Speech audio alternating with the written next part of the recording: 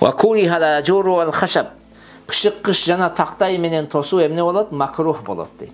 Ал жерге дүйнөнүнгө иштете турган дүйнөнүнгө зыйнаты үчүн болгон нерселер колдонулбайт.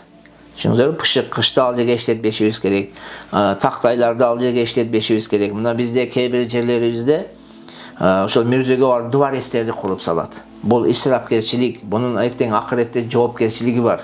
Сиз эгерде ата-энеңиз кабырда рахат менен жатуусун кааласаңыз, ата-энеңиз дагы кабырда бактылуу болушун кааласаңыз, ата-энеңизге бир жыргалчылык жашоо кааласаңыз, ал жанагы анын үстүнө барып дубарес куруу менен болбойт. Ал ошол кетирген акчаны сен кедей камбагалга үй алып бер. Ошол кетирген акчаңызга кедей камбагалдарга, жетимдеселерге барып алып, эмне кыл, тамак аш бер.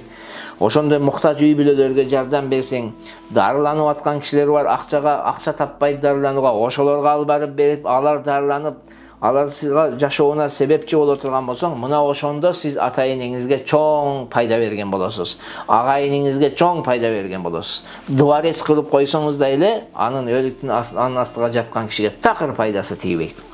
Ошон үчүн адам баласы бир ишти кылардын астында кичине ойлонуш керек. Мен кандай иш кылсам ушул өлгөн кишиге пайдасы жетет? Кайсыл иштин пайдасы бар? Пайдалуу.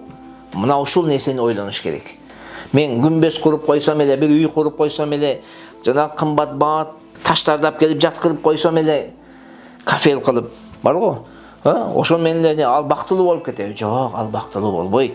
Тескерисинче ал исрафкерчилик, ал туура эмес. Ал жерге бул нерседин пайдасы тийбейт. Ал жерге Kur'an okutası soğubunu bağışlayısınız, paydası tiyet. Zikir kılıp soğubunu bağışlayısınız, paydası tiyet. Kayrım sadaka kılıp soğubunu bağışlayısınız, paydası tiyet. Mına uşunda işleri kördük kılışımız gerek.